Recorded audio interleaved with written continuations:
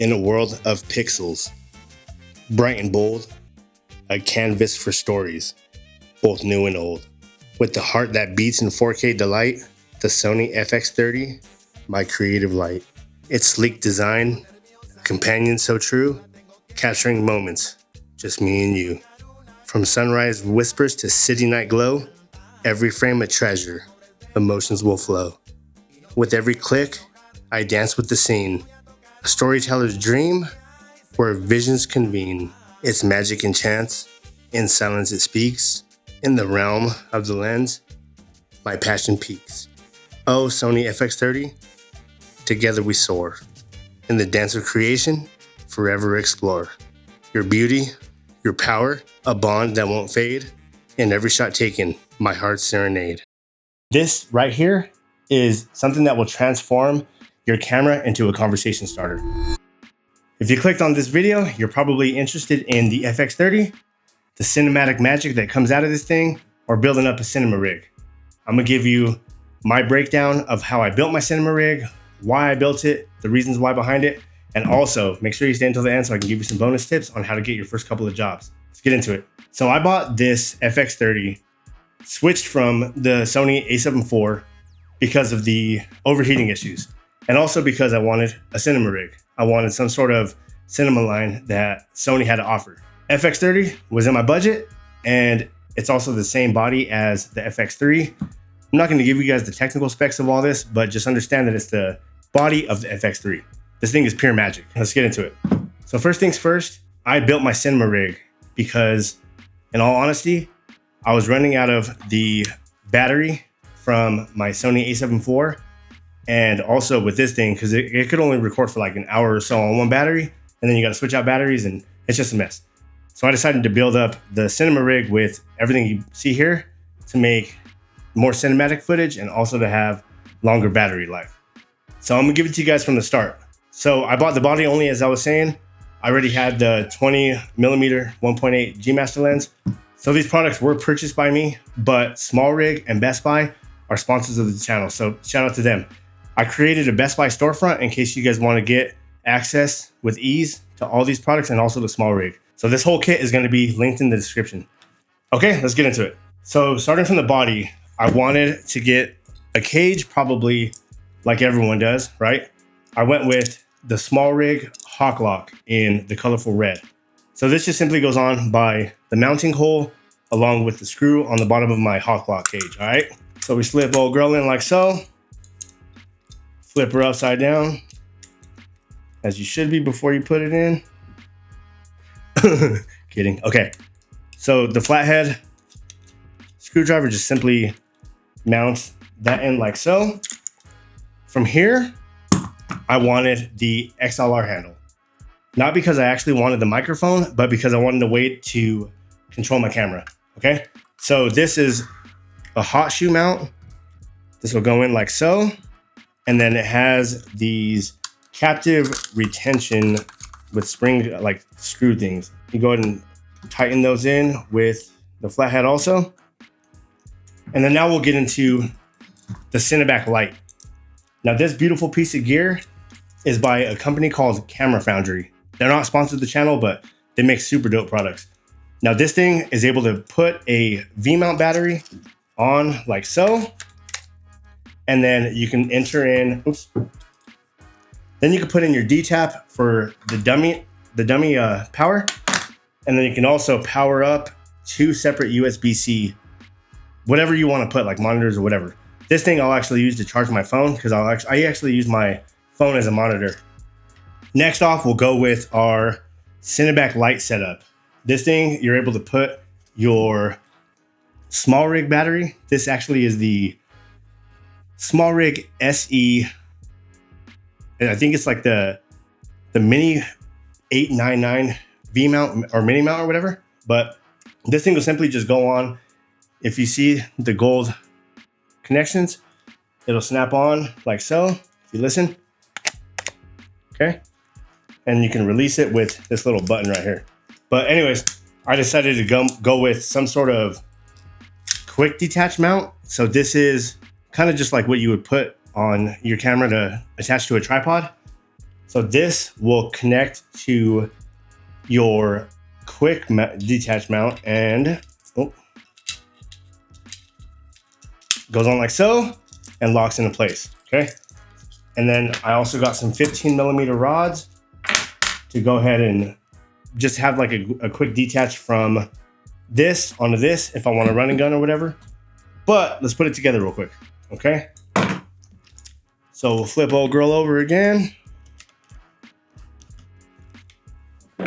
And then voila, like magic, you can attach your camera to the center back light, and then we will put on our rail system. So this is just a simple, quick way to get your rails on and off. Now, since we're not novices, we'll put our screen out, put the rods in right quick, throw on our center back light with our V-mount Smallrig battery, lock them babies in like so. Do the other side. They're locked in, ready to go. And if you can see on this side, the little LCD screen is protected by LCD protector. Now, how do we get power from our Smallrig battery into the camera? That's where these Condor Blue dummy batteries come into play. So it's the same thing as the Sony batteries, but it's a false battery. It literally just is a connection to a connection. So simple enough.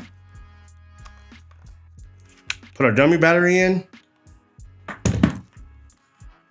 Tuck in the wire. Connect the DTAP port.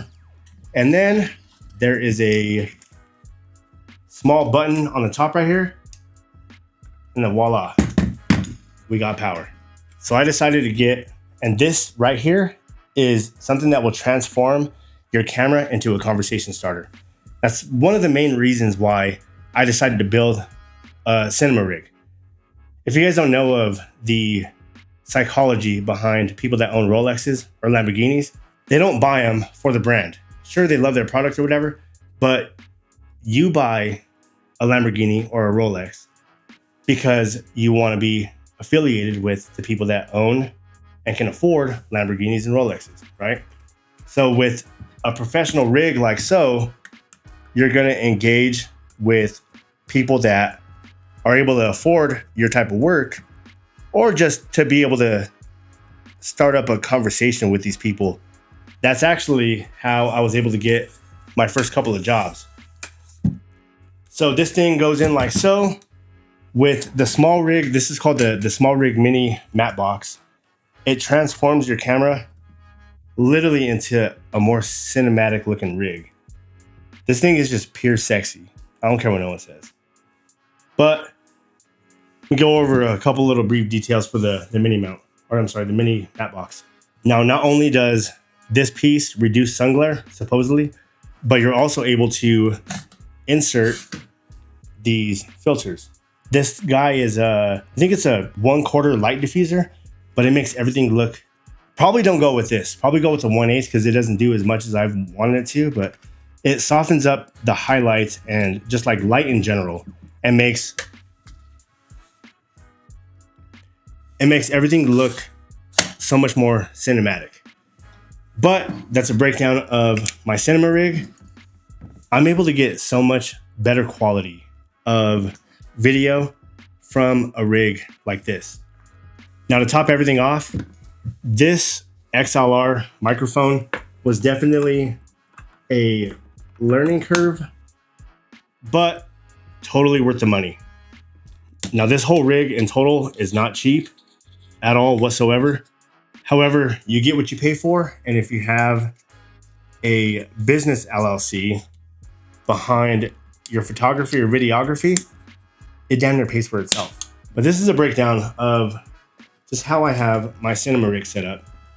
This thing is so dope. Like, how could you not ask someone, what the heck is that thing?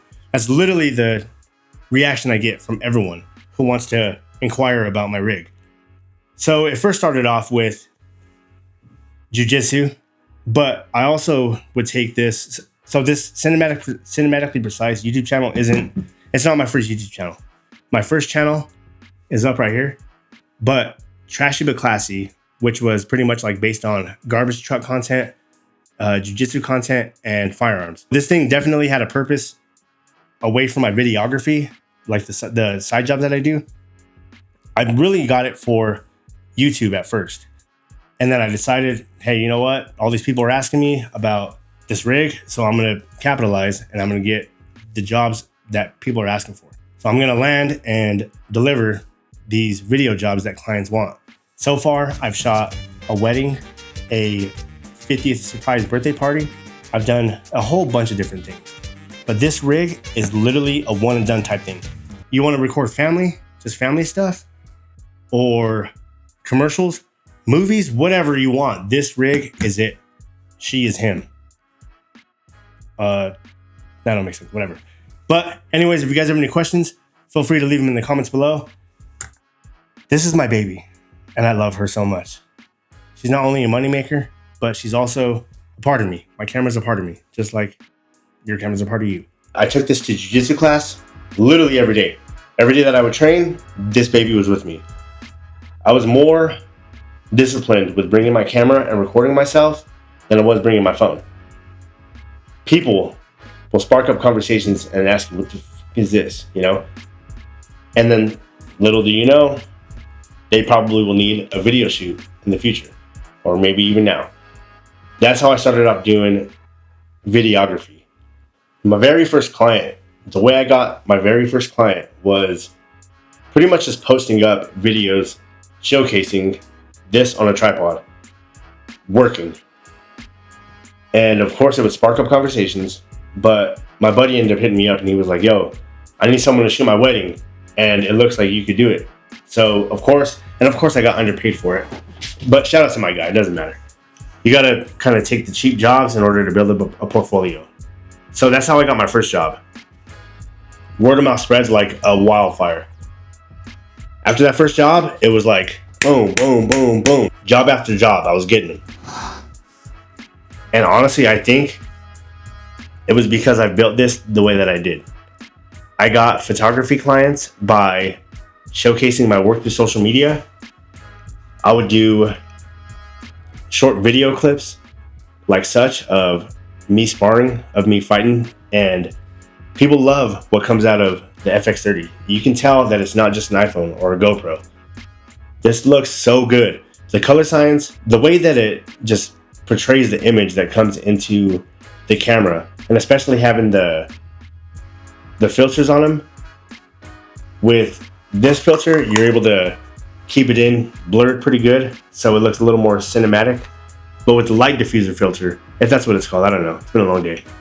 But with the light diffuser, it makes everything look like softened up, more professional, a little bit more cinema. And people love it. People love it. They want that sort of work for their special moments. Word of advice though, make sure you guys do your research, record everything if you are going to get hired on for jobs, because I actually messed up my second or third video shoot. Thank you guys so much for watching. Make sure you guys leave a comment. Let me know what you think about my rig, and make sure you guys let me know what you're shooting with. Talk to you in the next one.